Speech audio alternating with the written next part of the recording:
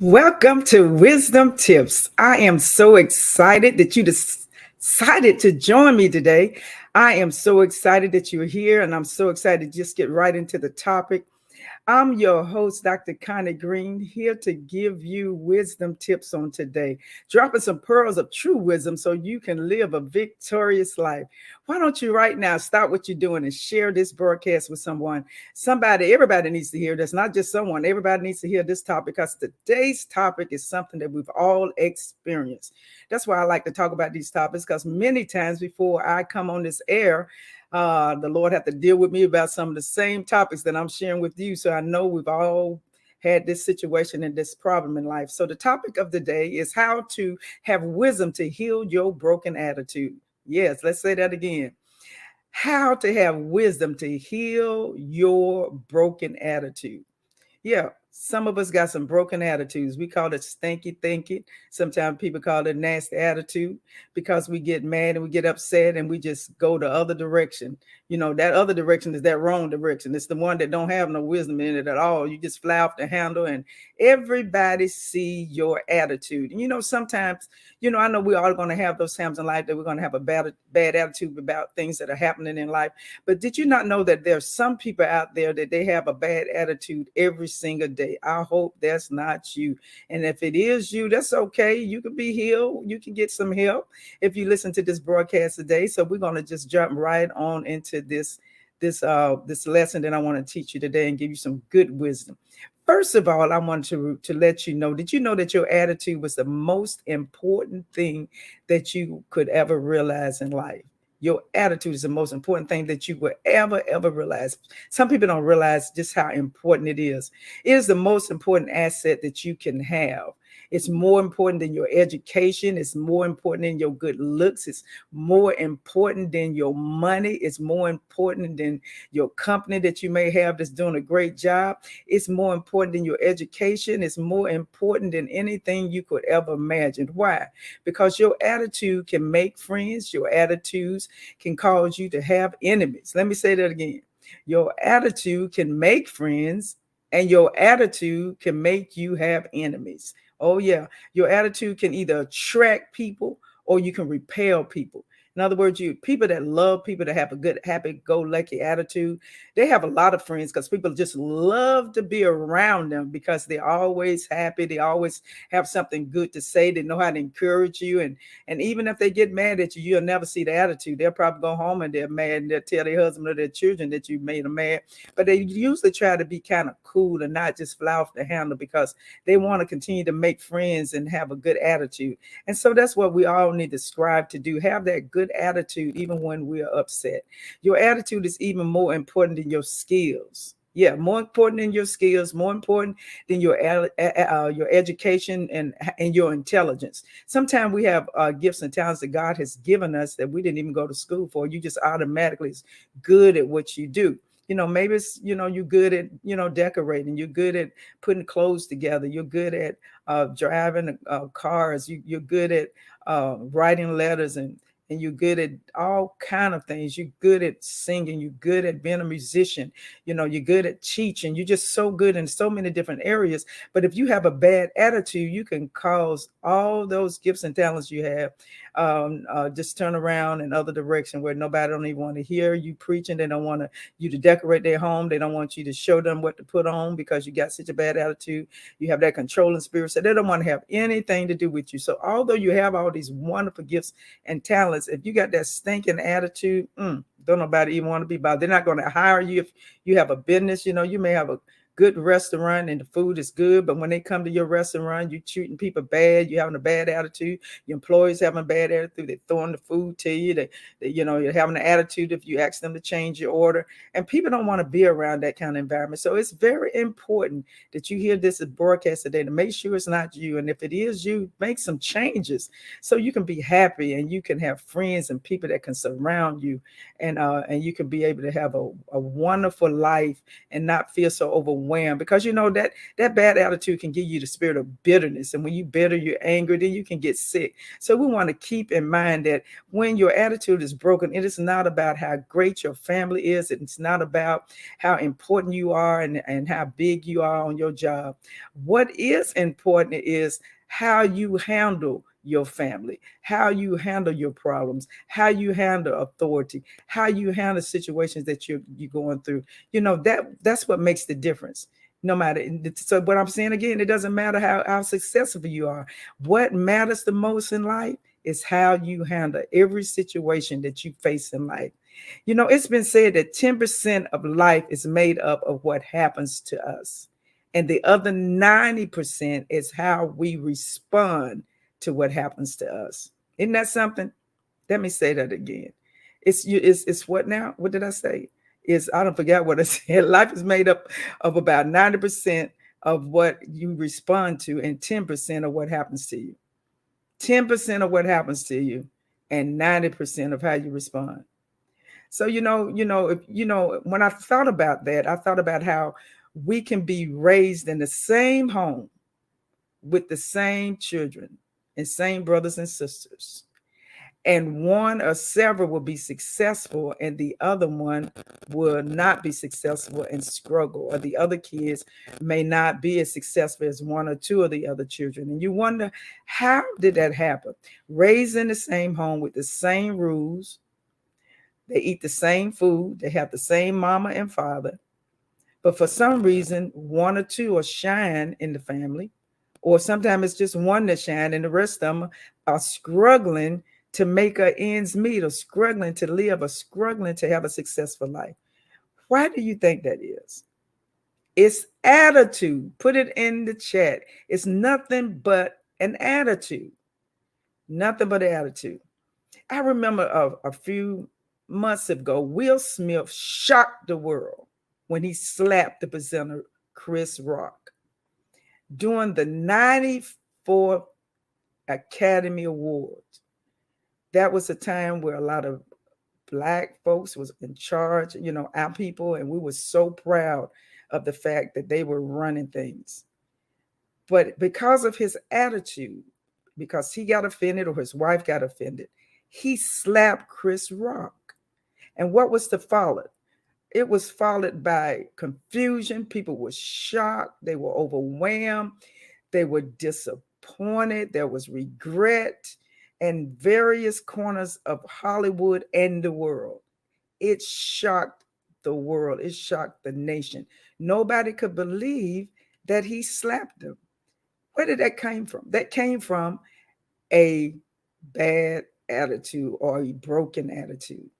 Sometimes a broken attitude can come from stress. Maybe that night Will just wasn't feeling good. He was overwhelmed.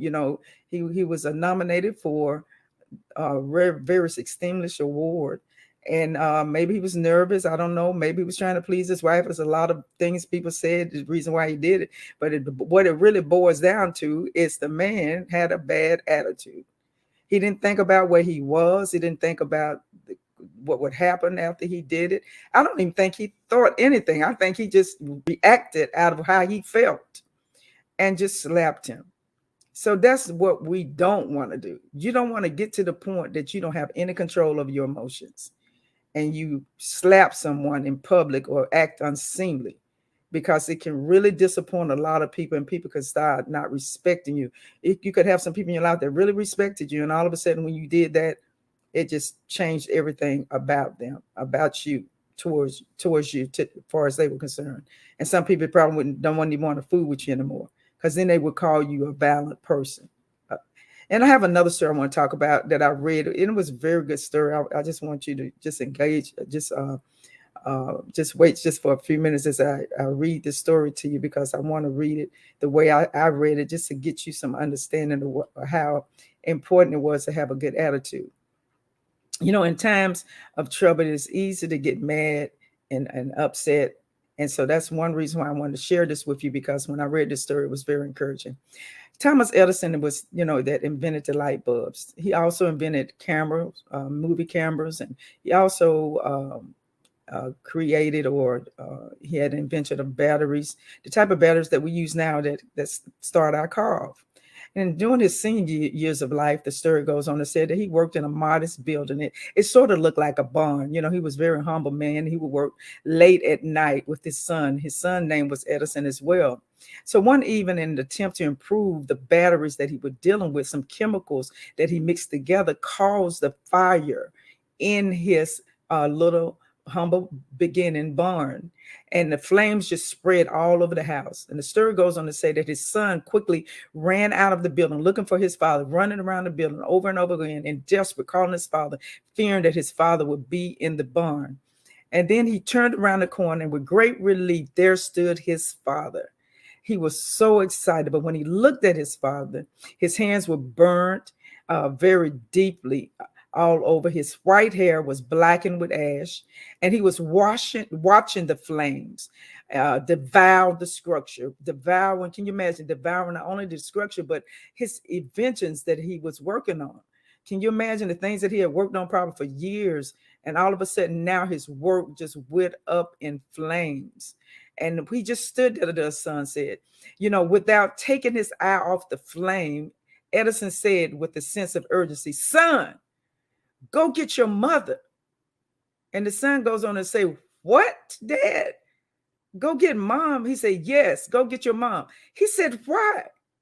He said, "Because your mom came from a small town and she's never seen a fire this big before." So when the flames had finally finished, leaving only the ash and twisted flames, Edison turned to his son and said, "Son, you know about it with a tractor?" And the son said, "Yes, Daddy, but why?" I can imagine you saying, "Have he lost his mind or what? Did the flames get him or what? What do you mean? We done lost everything. We done lost the bond, all our inventions. We work every night. And my daddy's sitting up here, number one, saying, call mama, she ain't never seen no fire. And now he talking about, do somebody have a tractor?" So he told his daddy yes. But can you imagine if that had happened to you and your family, and the fire had just tore up everything and burnt up everything? Everything was just totally destroyed. So all the work that his father and he had done was over with. And I know the son was probably, just very upset, because in the book it shows those exclamation marks where the son said, "What? Why? When?" And so the boy just stood there. Then all of a sudden his father said, "Daddy, why? Please tell me why you need a tractor. What are you talking about? We've lost everything we got." He said, "Son, it's time to build. Son, it's time to rebuild." Oh, somebody ought to put it in the chat. He said it's time to rebuild. So what was the fuel that compelled him to move beyond the setback? It was nothing but his attitude, the father's attitude. He lost everything we got. And in life, I know we all have had setbacks. I've had setbacks, you've had setbacks. And sometimes we get upset when things happen to us and get a bad attitude. We get mad at God. We get married at our family. We flying off the handle at the kids. We kicking the dog because we mad and we upset because we had losses or something happened or we didn't get our way. But he had a great attitude. So whether you like it or not, each of us has had broken attitudes that carried the fragrance of bad odor. I hope you're not the type of person that carries the fragrance of bad odor. Don't nobody even want to be around you. We got to stop that. If you're in that place right now, you need to stop it right now and pray when things happen and get to God and calm yourself down and have a good attitude, because it's nobody else's problem but yours. And I mean, just because you're mad and upset, you don't need to make everybody else mad and upset. So it's one, I think it was Tabitha often said, if you're having a good day, please don't mess with nobody else's day and let them have a bad day. So you don't want to have that bad odor. So some people have broken attitudes that follow them around like bad cologne. Have you ever been around somebody that have cologne on that didn't take a bath and they think they smelling good? They don't, instead of taking a bath, they just took the spray and just sprayed it all over them. It smells awful, right? But there's others that take a bath, others that have wonderful personalities, and they leave the beautiful fragrance and of their life, and it just passes through the crowd and everyone just loves to be around them. That's what we want to do. We want to carry that beautiful fragrance of love, peace, have the spirit of forgiveness, love, and not worry about, the disappointments that we're facing in life. Sometimes instead of us dwelling on the past or what has happened to us, we need to dwell on the future, what's getting ready to happen to us, because God is going to bless us. He's going to bring us back. He's going to take everything that the enemy had stolen for us in our life, or stolen from us in our life, and he's going to give it back to us. So you need to start rejoicing. When those bad things happen, you need to rejoice. You need to lift your hands up and say, God, I know you got a plan. I know there's something that you have for me in my life. A very good friend of ours came over on yesterday, and she was telling us her testimony, some things that had happened to her. And it just blew our mind, because in 5 years, every year she lost someone that was close to her. She lost her mom. She lost her husband first. She lost her mom. She lost her sister. Every year somebody died in her family. But to look at her, you wouldn't believe how happy she was, and loving she is, and compassionate she is. And she wasn't crying when she was telling the story. She said she just started asking God, God, what do you have for me to do? It's got to be something, because all hell is breaking loose in my life. God, I'm just going to take this roller coaster, and I'm just going to be here. I'm going to let you ride the roller coaster. And I know when it's over, you got something great for me. And, she waited on the Lord. And because of that, she got a very big position in Washington, D.C. from the President of the United States. So don't tell me God isn't good. And her life is going on, and she's very successful, and she's doing work in the community, and she is just amazing. The type of person that I love to be around. And that's the type of person I want you to be around. The kind of people that make you feel good. They can tell you, they stir all the things that has happened to them, they're still standing. Those are the type of people you need to be around. You don't need to be around no negative people. Be around positive people that can get you to the next level. Well, I am so excited that I have shared this with you, and I've got some points that I'm going to share with you before we go through the wisdom tips that I think will really, really bless you. If you go through the Be Attitudes, you will find out how God gave us the prescription of how to have a good attitude. I'm just going to read a few. I'm going to say, blessed are the gentle, for they should inherit the earth. Blessed are the merciful, for they should receive mercy.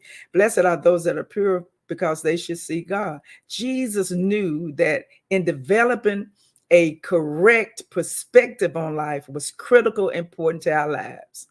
So you got to look at the perspective, and you got to look at it differently, because it's critical in our lives to keep positive no matter what's going through. Every phase of the Beatitudes deal with building the right attitude. And that's what we got to work on.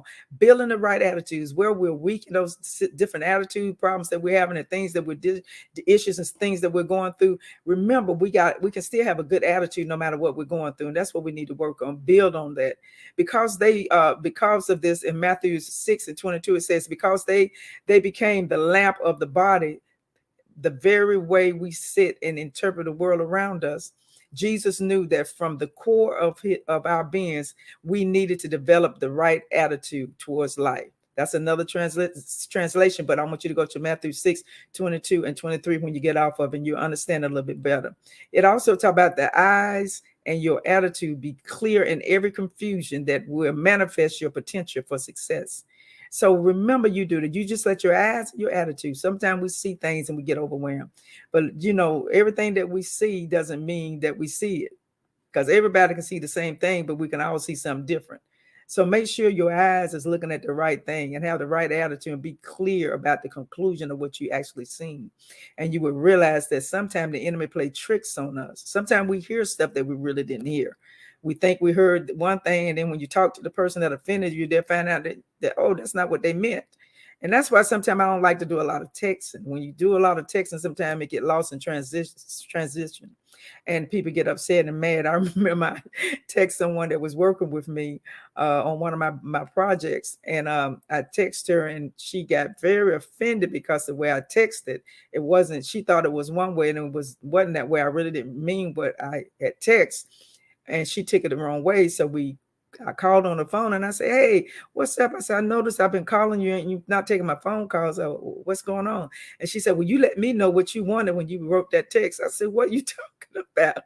So I went back and read the text to her, and we discussed the text. She laughed, I laughed, and from then on, I would pick up the phone and talk to her because I didn't want my transition, my text, making her feel that I was meaning something that I really didn't mean. So, sometimes just pick up the phone and talk to people so they can really understand what you mean, because it can get lost in what they can get lost in writing and get lost in even talking on the phone when people don't really understand. Sometimes I love just talking to people face to face so I can see their expressions and really understand what they're actually trying to say. So that's what I have today for the lesson. So we're going to go to a break. And when you return, we're going to share our wisdom tips for today. Please stay tuned. We'll be right back. And please subscribe to our YouTube channel. Click the notification buttons and you will know when we upload new content. Tell a friend, tell a friend, tell a friend that Wisdom Tips is on. And we'll be right back right after this. Stay with us. God bless you.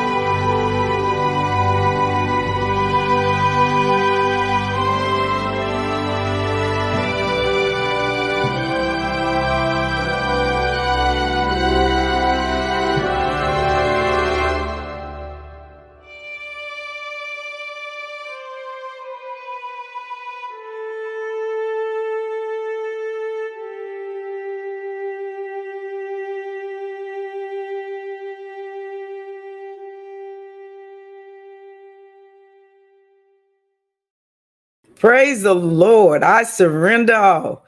Wasn't that wonderful? I was about to go in. I tell you, I love that song. I surrender all. And that's what you need to do with your attitude problem. Is thinking.